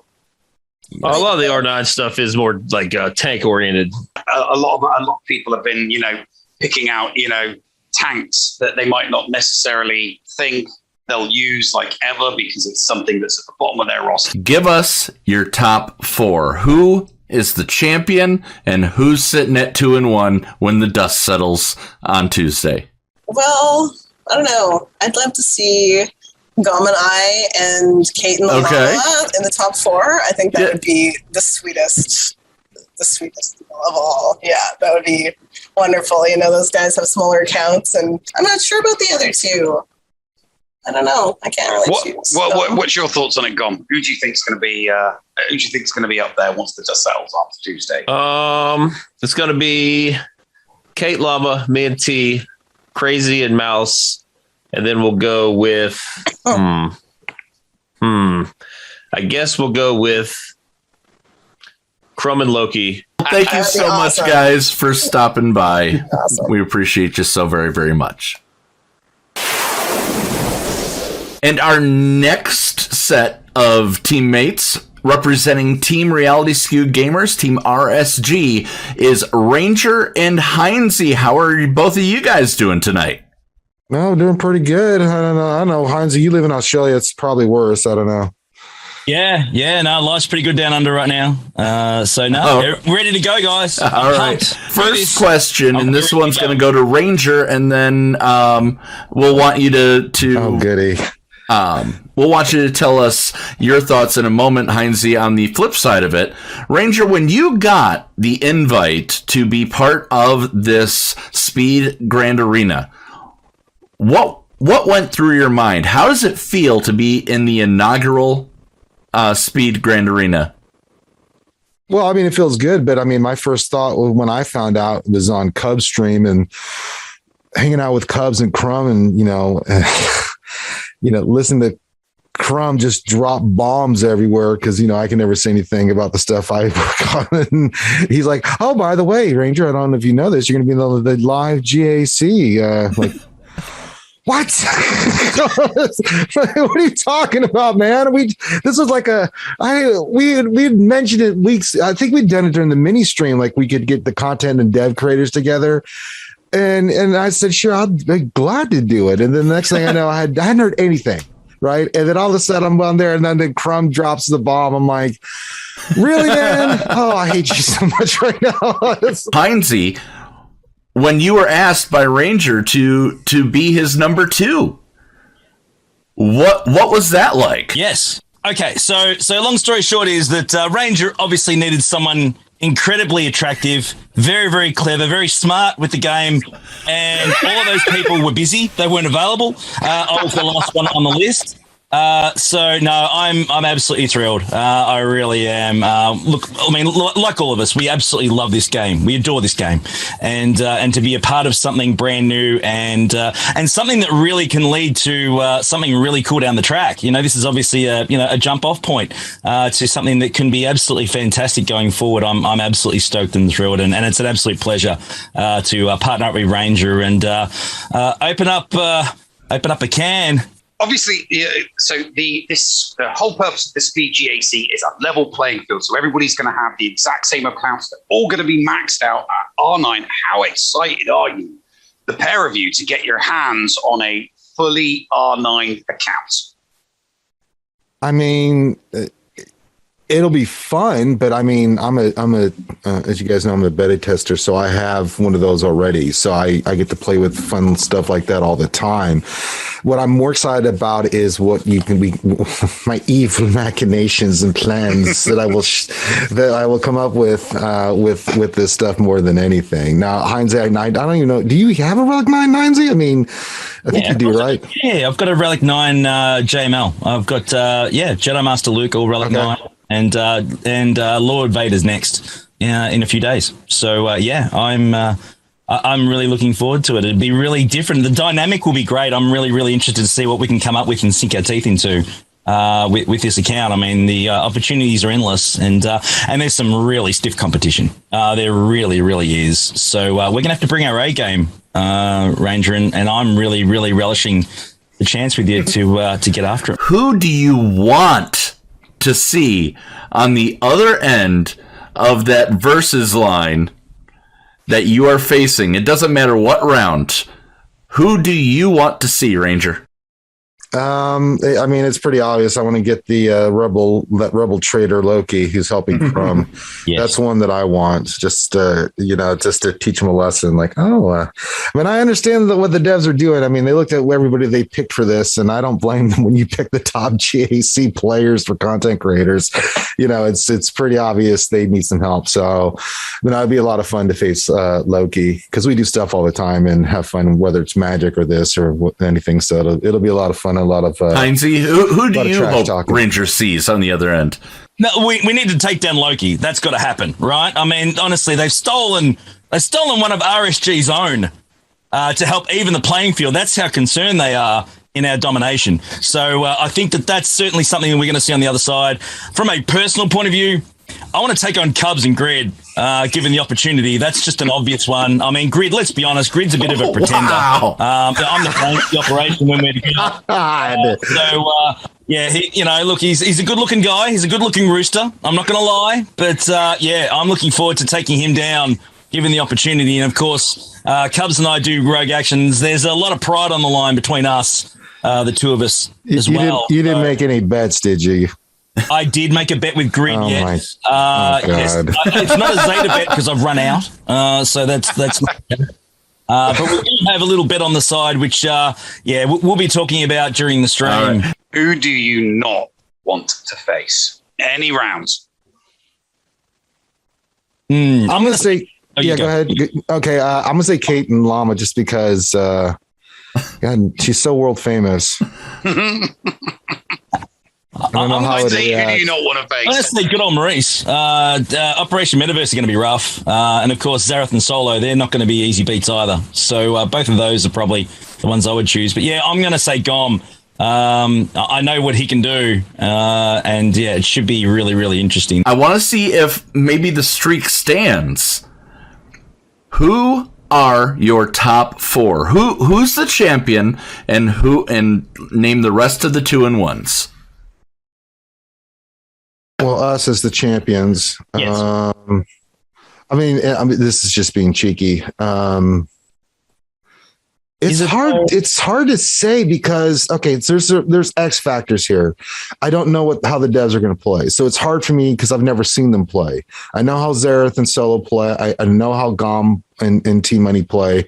I know how Cubs and Grid play. So it's not like I'm going to get surprised, by anything that they can do. Now, anybody of those, I would not be shocked if they took it. But if I'm going to say us, because, again, being cheeky, us. And then I think the other thing is Kate.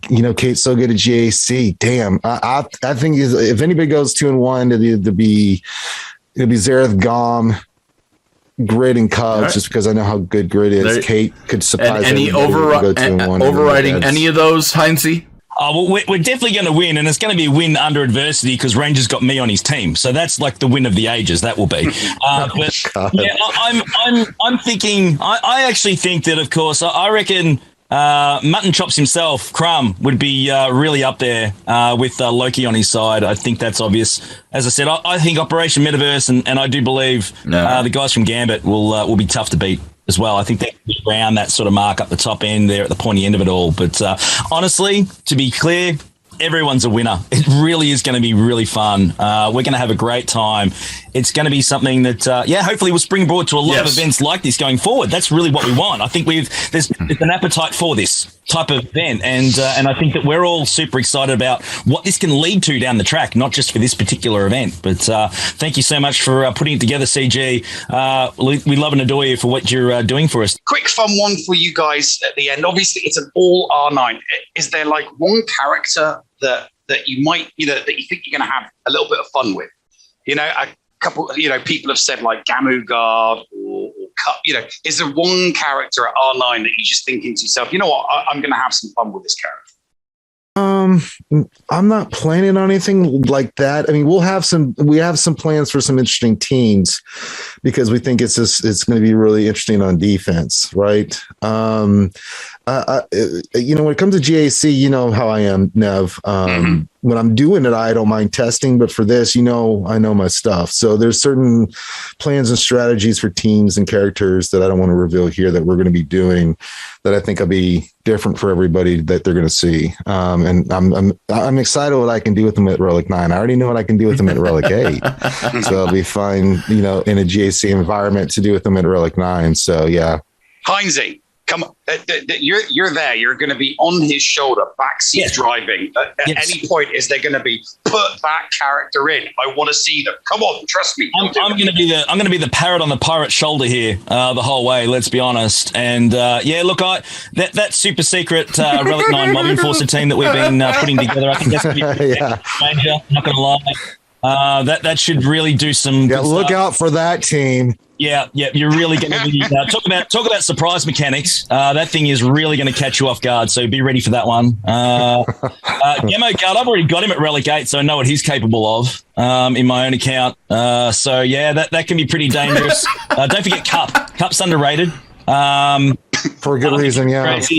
Mace is still. How dare you? Yeah, he's still trash. So it doesn't matter if he's Relic 50, he's still going to be trash. I thought you were going to say something nice. No, it's Mace. No, we're not. It's there's going to be some fun combinations, and I'm looking forward to some of the 3D crafting we're putting together. I think we've got a really, really solid strategy, like many others do, and it'll be interesting to see how it holds up. I think that's really the most exciting part, to see what will work and what won't at that level. Thank you very much for joining us for a quick interview for the pre-event interviews for Speed Grand Arena. And we wish you the break a leg. I'm going to say break a leg because they're going to be performing. Let's bring it, people. Let's go. Thank you to all of the content creators and all of the developers who came on to bring to you this pre-event interview session. And guys, tune in Tuesday. Stay tuned to the CG forums for more information. Tune in Tuesday for the big event, and then later on for the recap. We'll be right back after these messages right here on the Escape Podcast.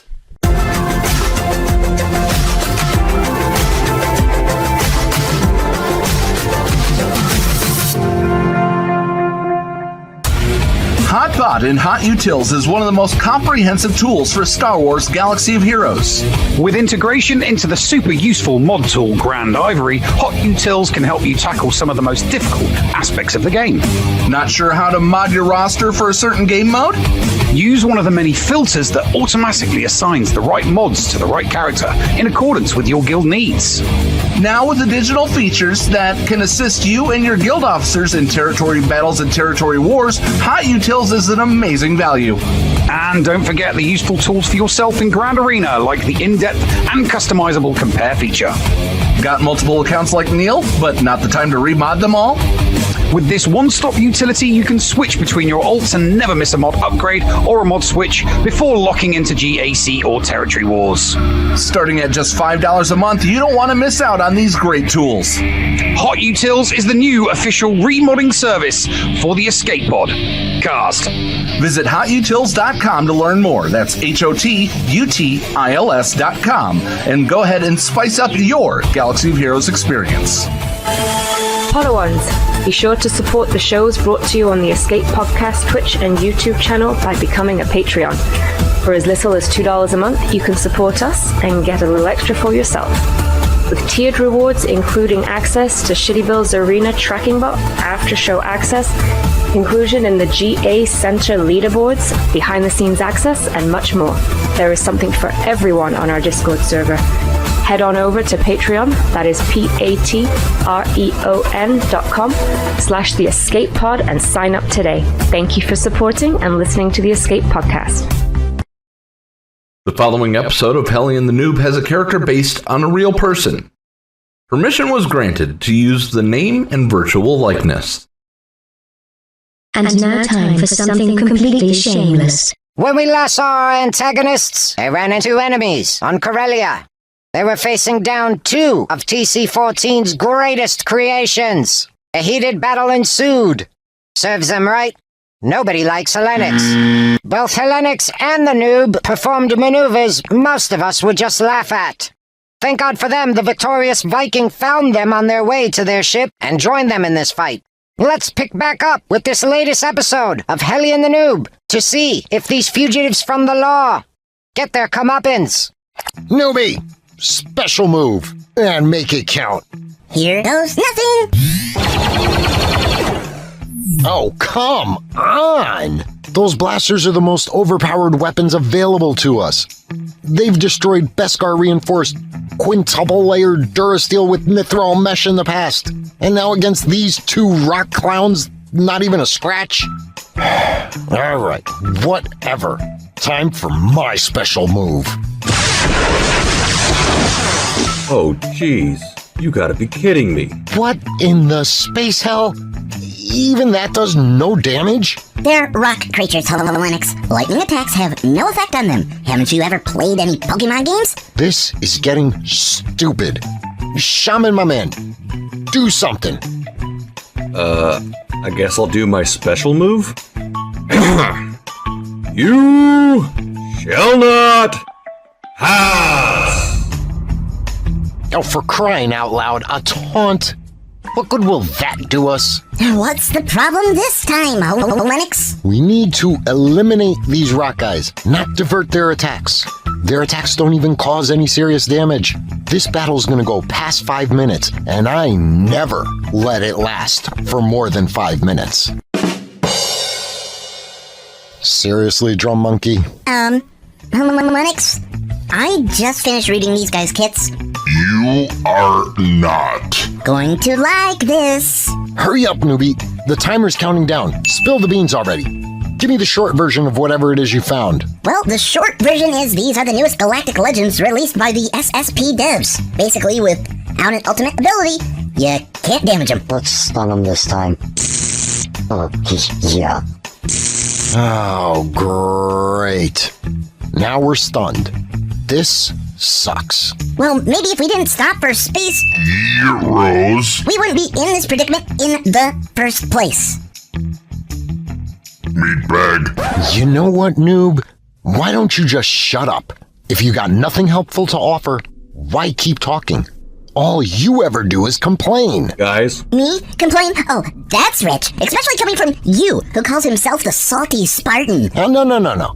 I've earned the right to complain, noob. I've been at this for almost 6 years. You just picked up this game and have no idea how much I've sacrificed for this garbage content. Guys. Oh yeah? Well, fine. I'm gonna go buy a hyperdrive bundle pack and... What good will a hyperdrive pack do? You can't equip it mid-battle. Plus, it's gonna violate your free-to-play pledge. And I am not in the mood to listen to Neil rag on us for dumping money into the SSP coffers. Guys! What?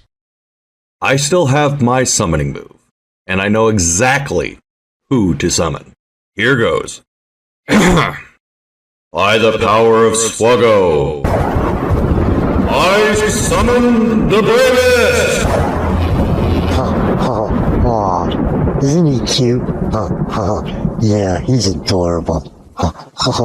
What's it gonna do? Yeah, tickle us to death.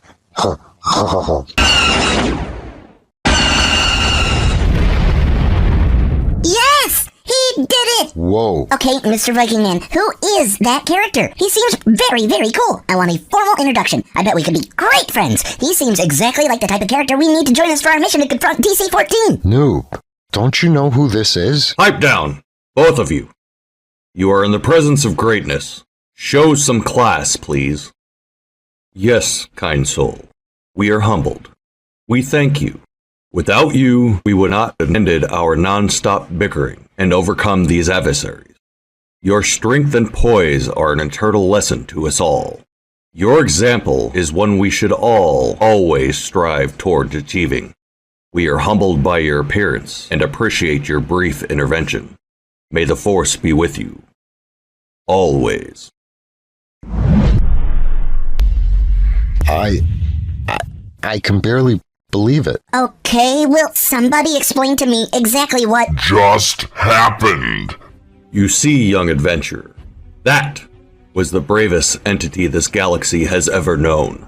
That was Minnie Snowwalker, a being of legend who once walked among us in this realm, and now travels the nether realm of the Force. As the Wills once wrote in their journals, Minnie Snowwalker was a being whom, despite his small stature and young age, could face impossible odds, without fear, odds that would make even the strongest among us crumble in sheer terror. Unfortunately, a dark entity of despair, born of the fourth sign, confronted Minnie, and an epic battle ensued. Sadly for us, the little one departed our realm after losing his fight against that vile foe. However, although defeated in that battle, he did not truly lose. For the legend says, if we merely remember him, he will never truly be lost, and he will always walk among us. For his ally is the Force, and a powerful ally it is. His name is Minnie Snowwalker, and it shall never be forgotten. For he was the bravest among us, and his example will forever be one we should each be inspired by. While gone from this realm, Minnie Snowwalker is eternal. Whoa. I'm honored. As you should be, young one. Now, let's all head towards your ship and make our way to Coruscant. This episode dedicated to Minnie Snowwalker, 2006 to 2021. May the Force be with you.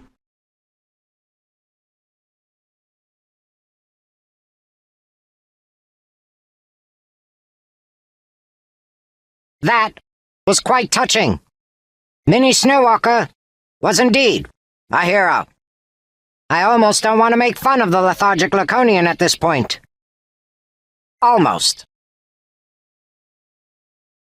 Oh, who am I kidding? Will the noob violate his sacred free-to-play pledge, and will his doing so cause an outrage? Will Cartoon Hellenic's pit stop at a coffee shop for a Freddo espresso while en route to Coruscant? We all know the Greek is addicted to caffeine. Will the victorious Viking crack both these guys' skulls with his mud hammer? I'm hoping. Yes, I'm even willing to pay good money to see this. Would you like to see the same? If you answered yes to this question, then all you have to do is make sure to stay tuned to the Escape Pod cast every Friday, so you never miss a single episode of Ellie and the Noob.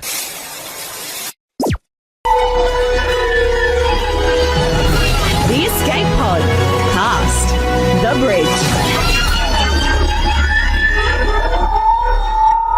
Ladies and gentlemen, welcome back into the final segment of the Escape Podcast.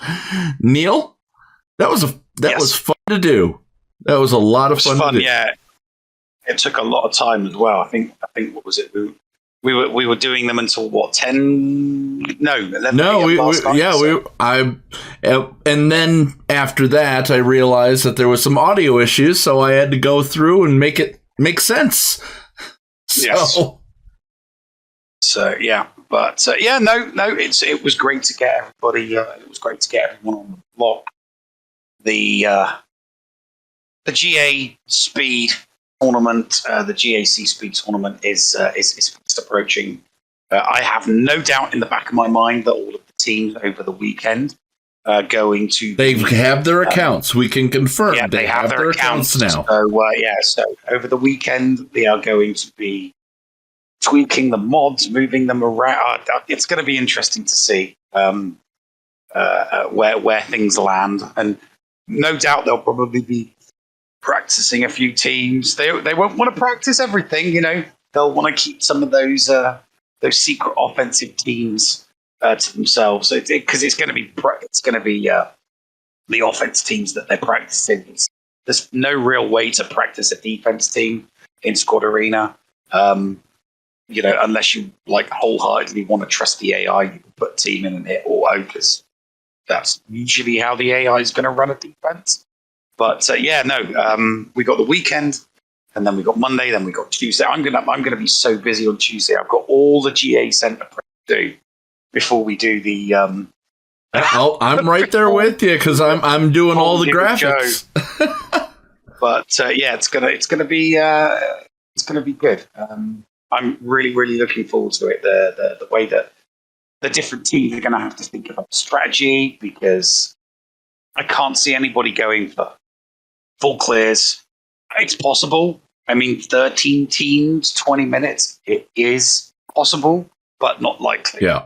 Because I can't see anyone putting a defensive team down that they know in the back of their mind can be taken out. Yep. They'll all be putting down teams. So let's give our final thoughts for this. It's time for us to put yours and my money where our mouth is. Mm-hmm. And who are the top four? Who's our champion and who's our 2-1s? Well, before I knew how everything was and the way that I was thinking things are going to go, my initial thought was that it was going to be Operation Metaverse. I initially thought that it was going to be Operation Metaverse, so I genuinely did. But now I'm thinking more along the lines of Zareth and Solo. That's where my money is. My money is on Zareth and Solo. A lot of people are like, they're slow, meticulous players. That's the normal way they play, but they understand that they've only got 20 minutes, and they know that that they'll be limiting themselves to squads that they know they can take out with an offensive team inside of 2 minutes. So that's where I'd love to say Ranger, but I think Heinze's going to be like, go on, go with this, go with this. So is he getting 2-1 at least? So do I know 3 of your 4? I think the top 4 will be. I think the top 4 will be. I think it'll be Zareth and Solo, and then definitely Operation Metaverse. I think Crazy Excuses definitely, and then Ranger and Heinze. I think the reason why I say Ranger and Heinze, I think Ranger and Heinze will lose their first match. And Ranger will be like, okay, Mr. Comedian. Take a back seat. I don't want to lose this, so, play it straight. No, play it straight. So, yeah. All right. And I do think that, the most interesting win, though, is going to come from Kate and the Llama. I do think that's going to be they're going to win some match with some totally random squad that they've been playing around with. So I think that the FU defenses of Solo and Zareth sadly are going to bite them in the butt. they're going to go 1 and 2. That is going to be the upset of this tournament. I want them to prove me wrong, but that is going to be the upset. It's going to be because they are taking too much time on it. They're trying to be too secretive about, I have to go turn this off on the emulator before I go back so they don't see my defenses and my set squads. Their secretiveness is going to bite them. See, I see Gaming and Llama going into the 2-1 because of this. Yeah, I don't see any of them putting an FU defense down. I don't. I do not see any competitor putting an FU defense down. It's a 20-minute round. You don't need to put down an FU defense. All you need to do is put down a team that, under normal circumstances, it will get beat. You just want a team that is going to force your opponent to spend as much time on it. It's going to because they're overthinking it, and they're going to try to do FU defenses that are too large. Well, no, because an FU defense is just taking the majority of your meta teams and slapping them on defense. Yeah, and I don't think that they're going to. I don't think they'll do that. I think it's going to screw them. But I'd love to see them prove me wrong. My 4 through 2, Kate Gaming, Operation Metaverse, and Ranger and Heinze. Winner, CRUMB Loki. That is my prediction. So there we go. There you go. So right, we need to find somebody to rate. Crowlick2 says, will one of the content creators do a summary of the entire tournament? You're looking at them. yeah, we'll be doing it. We'll be doing the commentary. We'll be doing the summary. Yeah, and then good old Maurice will summarize us summarizing them. Yes. So, all right. So, thank you so much for joining us. Check out the Escape Podcast channel if you're new to watching us on the channel. Nev does his GAC here every once in a while. If I'm feeling a little overconfident, I'll come get knocked down a notch and do my GAC here as well. Mrs. Anthony and I are about to start the 10th game of our Lego Marathon. Every single game to 100% complete in chronological order over on Vault 37 Studios. Lego Lord of the Rings, Neil. We're finally into Tolkien. So okay, that should be interesting. But also check out GA Center. I believe that we're going to try to have it air. Yeah. On Tuesday night, right here on the Escape Podcast channel. Yeah. If it's not Tuesday night, it'll be Thursday night because we don't want to do GA Center in the middle of an attack round. So no, it doesn't make any sense. All right. With that being said, we will find somebody to raid, so stick around so we can return the favor to another content creator. But be nice to each other, damn it. Neil? Yes. What you got for me? Push the button. Don't mind if I do. What's going on? Where the hell are we? Paris? Thank you for pressing the self-destruct button. Attention!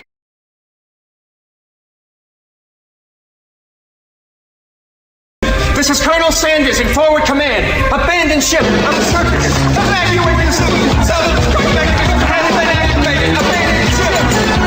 Where is it? Where is it? It's gonna be here. Out of order. Even in the future, nothing works. This ship will self-destruct in exactly 10 seconds. Counting down. 10, 9, 8, 6. 6? What happened to 7? Just kidding. 3, 2, 1. Have a nice day. Thank you.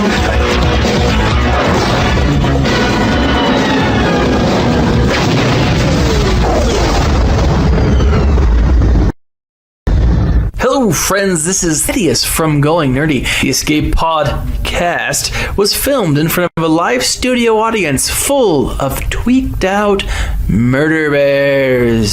Sit, Boo Boo, sit. Good dog.